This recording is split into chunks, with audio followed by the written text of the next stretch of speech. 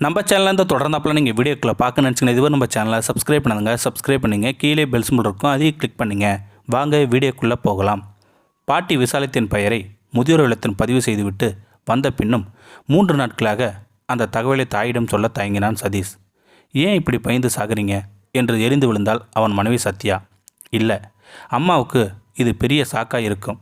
இதை பாருங்க, மாமியாரை பார்த்துக்கிறதெல்லாம் அது என் டியூட்டி. ஆனால் மாமியாரை பார்த்துக்கிறதெல்லாம் டூ மச். அவன் ஒன்றும் சொல்லாமல் மௌனமாக இருந்தான். அடுத்த வாரம் முதியோர் இல்லத்துக்கு அனுப்பணும்னா இப்பயே சொன்னாதான் அவங்களுக்கு பேக்கப் பண்ண டைம் கிடைக்கும். சைக்காலஜிக்கலாக மனதளவில் தயாராகவும் முடியும். கிளவி இப்போ கோயிலுக்கு போயிருக்கா. அதனால் இப்போயே போய் உங்கள் அம்மாட்ட சொல்கிறீங்க. மனைவிடம் வழக்கம் போல் தலையாட்டினான் சதீஷ். தைக்குத்துடன் ஹாலில் புத்தகம் படித்து கொண்டிருந்த அம்மா முன் சோபாவில் உட்கார்ந்திருந்தான். புத்தகிலிருந்து பார்வையை எடுத்து மகனை பார்த்தாள் ஜானகி. அம்மா, நான் பாட்டிய பேரை முதியோர் இல்லத்தில் பதிவு செஞ்சுருக்கேன். அட்வான்ஸும் கொடுத்துட்டேன். ஜானகியின் கையில் இருந்த புத்தகம் நழுவி கீழே விழுந்தது. அவள் அதிர்ச்சியுடன் என்னடா சொல்கிற என்றாள். தர்ம சங்கடத்துடன் தங்கள் அரைக்கதவு அருகே நின்ற சத்யாவை பார்த்தான் சதீஷ். அவளோ தைரியமாய் பேசுங்கள் என்று சைகை காண்பித்தாள். கீழே விழுந்த புத்தகத்தை எடுத்து மேஜின் மீது வைத்து அதை பார்த்தபடியே பேசினான் சதீஷ். இவ்வளோ காலமாக பாட்டியை நாம தான் பார்த்துண்டாச்சுமா. இனியும் பார்த்துக்கிறது கஷ்டமா? பாட்டி நன்னா தானே இருக்கா. அவளால் அவங்கள பார்த்துக்கிறதுல கஷ்டம் என்னடா இருக்குது? அவன் பதில் சொல்லவில்லை. தன் கோபத்தை அப்படியே விழுங்கி கொண்டு சொன்னாள் ஜானகி. சதீஷ், என் சித்தி கொடுமைக்காரி. உன்னை பிரசவிக்க அவங்க எங்கள் வீட்டுக்கு கூட என்னை அனுப்பாமல் தானே பிரசவம் பார்த்தவங்கடா. அதுக்காக தான் அப்பா செத்தப்புறம் கூட அவங்கள வெளியே அனுப்பாமல் வச்சுருக்கேன். நீயே இத்தனை வருஷம் பார்த்துக்கிட்டு தாண்டா இருக்க. உன்னோட பிஇ படிப்புக்கு ஃபீஸ் கட்ட தாங்கிட்ட இருந்த கடைசி நகையை கூட விற்றவங்கடா அவங்க. அதுக்காக தான் மாதமாக முதியோர் இல்லத்தில் 1500 ரூபாய் கட்ட ஒத்துக்கிட்டேம்மா. நாம் இருக்கிறப்போ அவங்க ஒரு அனாதை மாதிரி அவங்கள ஏண்டா அங்கே சேர்க்கணும்? பாட்டிக்கு நாம் மட்டும் இல்லையம்மா, அத்தை கூட இருக்கா இல்லையா? வேணும்னா பெத்த பொண்ணு கூட கொஞ்ச நாள் இருக்கட்டுமே. அவள் மகள் அவங்களுக்கு ஒரு வேளை சோறு ஒழுங்காக கூட போட மாட்டாடா. அது தெரிஞ்சு தான் முதியோர் இல்லத்தில் சேர்க்க நான் முடிவு செஞ்சுருக்கேம்மா. பொறுமையாக இரு என்று தனக்குள் பலமுறை சொல்லிக்கொண்டு மகனை கேட்டாள் ஜானகி. பாட்டியால் உங்களுக்கு என்னடா தொந்தரவு? ஏன் அனுப்ப முடிவு செஞ்சீங்க? தங்கள் அரைக்கதவை பார்த்தான் சதீஷ். உள்ளே போயிருந்தால் சத்யா. வேறு வழி இல்லாமல் உண்மையை அவன் சொன்னான். பாட்டி இங்கே இருக்கிறது சத்யாவுக்கு பிடிக்கலம்மா. மகனை அருவருப்புடன் பார்த்தாள் ஜானகி. அவளுக்குள் ஏற்பட்ட போகம் அடங்க சிறிது நேரம் பிடித்தது. பின் உடைந்த குரலில் மகனிடம் சொன்னாள். சதீஷ், நன்னா யோசிடா, இது சரியில்லடா. நாங்கள் நல்லா யோசிச்சாச்சுமா. மௌனமாக கண்களை மூடி சிறிது நேரம் அமர்ந்திருந்தாள் ஜானகி. உனக்கு அவங்க கிட்ட சொல்ல கஷ்டமாக இருக்குன்னு எனக்கு தெரியும். பக்குவமாய் நானே அவங்க கிட்ட சொல்கிறேம்மா. பதில் ஏதும் சொல்லாமல் ஆழ்ந்த சிந்தனையில் மூழ்கினாள் ஜானகி. சிறுவதிலே தாயை இழந்த சித்தியிடம் பல கொடுமைகள் அனுபவித்த ஜானகி தன் திருமணத்திற்கு பிறகு மாமியார் விசாலத்திடம் ஒரு தாயை பார்த்தாள். சூதுவாது தெரியாத நேசிக்க மட்டுமே தெரிந்த விசாலமும் தன் மருமகளை மகளாவே பாவித்தாள். ஜானகி நாத்தனார் கிரிஜா தன் தாயைப் போல யதார்த்தமாக இருக்கவில்லை. அவள் ஜானகியை பற்றி இல்லாதும் பொல்லாதும் தன் தாயிடம் சொல்வதை பலமுறை கேட்டிருக்கிறாள் ஜானகி. அப்போதெல்லாம் சும்மா வாய்க்கு வந்தபடி பேசாதடி என்று மகளை விசாலம் அடக்கினாலே தவிர என்றுமே அது பற்றி அவள் மருமகளிடம் விசாரித்தது கூட கிடையாது. மகள் மருமகளின் பிரசவத்தை தான் ஒருத்தியே பார்த்து கொண்டாள். ஒரு விபத்தில் கணவன் அற்ப ஆயுசில் இறந்து போகும் வரை ஜானகியின் வாழ்வு சந்தோஷமாகவே இருந்தது. அண்ணனின் சாவிற்கு வந்த கிரிஜா எங்கோ தன் தாயை தன்னுடன் அனுப்பிவிடுவாரோ என்று பயந்து பிணத்தை எடுக்க மறுகணமே அங்கிருந்து மாயமாகிவிட்டாள். பெரிய சேமிப்போ சொத்தோ இல்லாத அவர்கள் குடும்பத்திற்கு உதவ உறவினர்கள் யாரும் இருக்கவில்லை. நிராதரவாக நின்ற ஜானகிக்கு அவள் மன உறுதியும் அவளது ருசியான சமையலும் கை கொடுத்தன. அவள் ஒரு கல்லூரிக்கு அருகே மெஸ் ஒன்றை ஆரம்பித்தாள். மாமியாரும் மருமகளும் ஓடாய் உழைத்தனர். சில வருடங்களுக்கு பிறகு விசாலத்தின் முதுமை அவளை உழைக்க ஒத்துழைக்கவில்லை. மாமியாரை உட்கார வைத்து ஜானகி ஒருத்தியே மெஸ்ஸை நடத்தினாள். உனக்கும் நான் பாரமாக இருக்கேன் ஜானகி என்று புலம்பினாள் விசாலம். சும்மா பாரங்கீரம்னு பெரிய வார்த்தையெல்லாம் சொல்லாதீங்கம்மா. என்னை பிறந்த வீட்டுக்கு கூட அனுப்பாமல் நீங்களே பிரசவம் பார்த்தவங்க. அப்போ நீங்கள் என்னை பாரமானு நினைத்திருந்தீங்கன்னா இப்படி செஞ்சுருப்பீங்களா? ஒரு பிரசவத்தை பார்த்ததை பற்றி நீ இன்னும் பேசுகிற.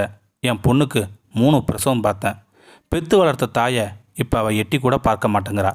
விசாலம் என்ன சொன்னாலும் ஜானகிக்கு மாமியார் ஒரு பாரமாய் தோன்றவில்லை. விசாலம் வெற்றிலை பாக்கு போட்டுக்கொண்டு பக்கத்து வீட்டு லட்சுமி பாட்டியிடம் பழங்கதைகளை பேசிக்கொண்டு உட்கார்ந்திருக்க சிரமம் சிறிது தோன்றாமல் கடுமையாக உழைத்து குடும்பத்தை நடத்தினாள் ஜானகி. சதீஷ் கல்லூரிக்கு போகும் வரை அந்த மெஸ் வருமானம் அவளுக்கு போதுமானதாகவே இருந்தது. அவன் இன்ஜினியரிங் சேர்ந்த பிறகுதான் பற்றாக்குறை ஏற்பட்டது. மாமியாரும் மருமகளும் தங்கள் நகைகளை எல்லாம் விற்று சதீஷை படிக்க வைத்தனர்.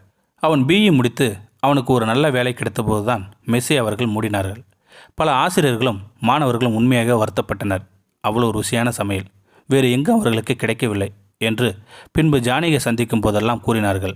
சதீஷிற்கு திருமணமாக வரை அவர்கள் குடும்பம் சுமூகமாகவே இருந்தது.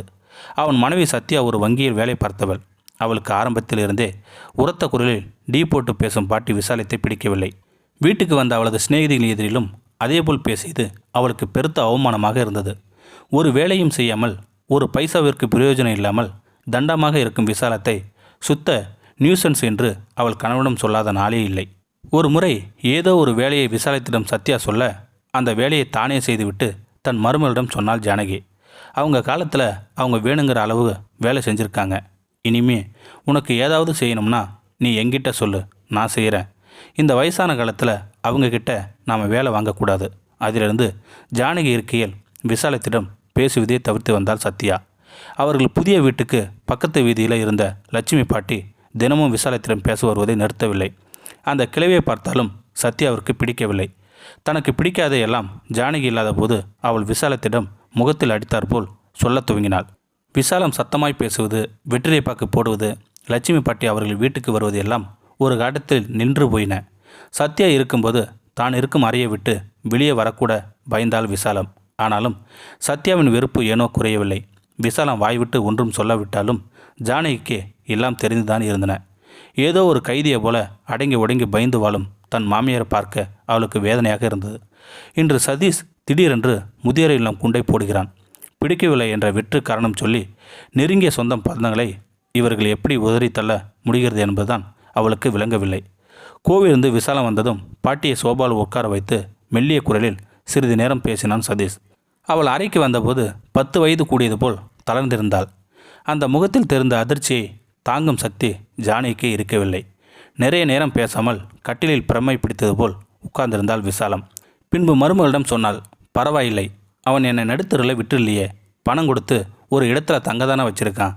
என்ன பிரச்சனைனா, நான் இத்தனை நாளாக உன் நிலையிலேயே இருந்துட்டேனே ஜானு. உன்னை விட்டு பிரியது தான் மனசுக்கு ரொம்ப கஷ்டமாக இருக்குடி.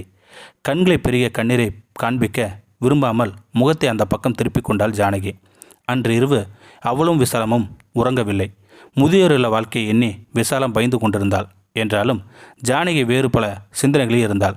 மறுநாள் காலை சீக்கிரமாக சமையலை முடித்து வெளியே போன ஜானகி மாலை மகன் மருமகளும் வருவதற்கு சற்று முன்னதான் வந்தாள். ஏண்டி ஜானு, இவ்வளோ நேரம் எங்கே போயிட்ட? நான் என்னென்னவோ நினச்சி பயந்து போயிட்டேன் என்ற விசாலத்தை பார்த்து அவள் புன்னகை செய்தாலே தவிர வேற எதுவும் சொல்லவும் இல்லை. அன்று இரவு கீழே உட்கார்ந்து தங்கள் இருவருடைய துணிமணிகளும் சூட்கேஸில் அடுக்கிய ஜானகி கட்டிலில் உட்கார்ந்திருந்த விசாலம் திகைப்புடன் பார்த்தாள். என் துணிமணியை எடுத்து வைக்கிறது சரிதான், உன்னோடதை ஏண்டி ஜானு எடுத்து வைக்கிற? உங்களை விட்டுட்டு நான் எப்படிம்மா தனியாக இருப்பேன்? சாப்பிட்டா எனக்கு தொண்டையில் சோறு இறங்குமா? அதனால் நம்ம 2 பேரும் சேர்ந்து தான் இங்கேருந்து போகிறோம். என்னடி சொல்கிற ஜானு, நீயும் என் கூட முதியோர் இல்லத்துக்கு வரியா? இல்லைம்மா, நாம் முதியோர் இல்லத்துக்கு போக போகிறதில்ல. நான் பழையபடி மிஸ் ஆரம்பிக்க போகிறேன். நாம் 2 பேருமே நம்ம அந்த பழைய வீட்டுக்கே போக போகிறோம். விசாலம் அதிர்ச்சியிலிருந்து மீள சிறிது நேரம் தேவைப்பட்டது.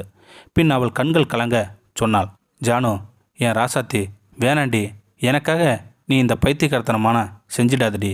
நான் உன்னை விட்டுட்டு போய் ரொம்ப நாளாக இருக்க மாட்டேன்டி. சீக்கிரமே செத்துடுவேன். என்னோட இந்த கொஞ்ச நாள் கஷ்டத்துக்காக நீ இந்த முடிவு எடுத்துக்கிடாதடி. நீ இது நாள் வரைக்கும் எனக்கு செஞ்சதுக்கே நான் 7 ஜென்மத்துக்கும் உன் கால் செருப்பாக இருந்தால் கூட உன் கடனை தீர்க்க முடியாதுமா. மாமியாரின் காலையில் இருந்து உட்கார்ந்திருந்த ஜானகி பாசத்துடன் அவளை பார்த்தாள். உங்களுக்காக நான் இந்த முடிவு எடுத்தேன்னு யார் சொன்னது? அம்மா, எனக்கு இப்போ உழைக்க தெம்பு இருக்குது. அதனால தான் என்னை அவங்க கூட வச்சுருக்காங்க. ஒரு நாள் நானும் அவங்கள மாதிரி ஓய்ஞ்சிடுவேன். அப்போ எனக்கும் முதியோர் இல்லம்தான் போக வேண்டி வரும். அது புரிஞ்சு இப்போவே நான் முழிச்சுக்கிட்டேன். அதான் இந்த முடிவுக்கு வந்தேன் என்று சொன்னாள். நல்ல வேலையாக அந்த மிஸ்ஸு வீடு இப்போ காலியாகத்தான் இருக்குது. நான் மிஸ்ஸு ஆரம்பிக்க போகிறேன்னு அங்கே சொன்னதும் சந்தோஷமாக அந்த காலேஜ் வாத்தியாருங்க பசங்க எல்லாம் சேர்ந்து பேசி அட்வான்ஸ் கூட கலெக்ட் பண்ணி என்கிட்ட கொடுத்துட்டாங்க. அம்மா, நமக்கு பெரிய செலவில்லை. உடுக்க துணி, இருக்க கூரை, வயிற்றுக்கு சோறு, இதை தவிர வேறு என்ன வேணும் சொல்லுங்கள் பார்ப்போம். மீதி ஆகிற காசை நான் சேர்த்து வைக்க போகிறேன். என் கடைசி காலத்தில் நான் முதியோர் இல்லம் போக வேண்டி வந்தால் கூட என் சொந்த காசில் போய் இருக்க ஆசைப்பட்றேன். உன்னையெல்லாம் சதீஷ் அப்படி கைவிட மாட்டான்டி ஜானு, அவன் நல்லவண்டி. உன்னையெல்லாம் சதீஷ் அப்படி கைவிட மாட்டான்டி ஜானு, அவன் நல்லவண்டி. சுயமாக முடிவெடுக்கவும் செயல்படவும் முடியாதவங்க நல்லவங்களாக இருந்தாலும் பிரயோஜனம் இல்லைம்மா. தாங்க முடியாத துக்கத்துடன் மருமகளை அழுகையுடன் பார்த்தாள் பாட்டி விசாலம். அம்மா, எல்லாத்துக்கும் மேலே நம்ம வீட்டில் சுதந்திரமாக இருக்கலாம். நீங்கள் சத்தமாக பேசலாம், வெத்தலை பாக்கு போடலாம், லட்சுமி பாட்டியோட மணிக்கணக்கில் பேசலாம். மருமகள் சொல்ல சொல்ல அவளை கட்டி கொண்டு வெகு நேரம் அழுதாள் விசாலம். அதற்கு பிறகு பேச அவளுக்கு வார்த்தைகள் இருக்கவில்லை. மறுநாள் கால் டாக்ஸிக்கு போன் செய்துவிட்டு மகனிடம் தன் முடிவை சொன்னால் ஜானகி. அவன் எரிமலையாக வெடித்தான். அம்மா, உனக்கு என்ன பைத்தியம் பிடிச்சிச்சா? உனக்கு என்ன இப்போ வேலை பார்க்குற வயசா? நான் இங்கே மட்டும் சும்மாவாக உட்காந்துருக்கேன். அம்மா, நான் அந்த முதியோர் இல்லத்தில் பாட்டிக்காக அட்வான்ஸ் கூட கொடுத்துட்டேன். தங்கள் சூட்கேஸுகளை எடுத்து டாக்ஸி டிரைவரிடம் கொடுத்து விட்டு மகனிடம் சொன்னால் ஜானகி. அது வீணாக போகாதுடா, அப்படியே வச்சுக்க சொல்லு.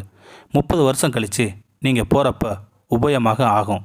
திடீர்னு இப்படி கிளம்புனா எப்படி நான் வேலைக்கு வேற போகணும்? ஆள் கூட ஏற்பாடு செய்யலை என்றாள் மருமகள் சத்யா. பதில் பேசவில்லை ஜானகி. அதிர்ச்சியிலிருந்து மீளாத மகனையும் திகைப்பில் ஆழ்த்திய மருமகளையும் பொருட்படுத்தாமல் தன் மாமியாரை கைத்தாங்களாய் பிடித்து கொண்டு அந்த வீட்டை விட்டு வெளியேறினாள் ஜானகி. இந்த வீடியோ உங்களுக்கு பிடிச்சிருந்தா கமெண்ட் பாக்ஸில் கமெண்ட் பண்ணுங்கள். கூட உங்கள் ஃப்ரெண்ட்ஸுக்கு ஷேர் பண்ணுங்கள். இதுவரை நம்ம சேனலை சப்ஸ்கிரைப் பண்ணாதங்க சப்ஸ்கிரைப் பண்ணிங்க. கீழே பெல் சிம்பல் இருக்கும், அதையும் கிளிக் பண்ணிங்க. தேங்க்யூ ஃபார் வாட்சிங்.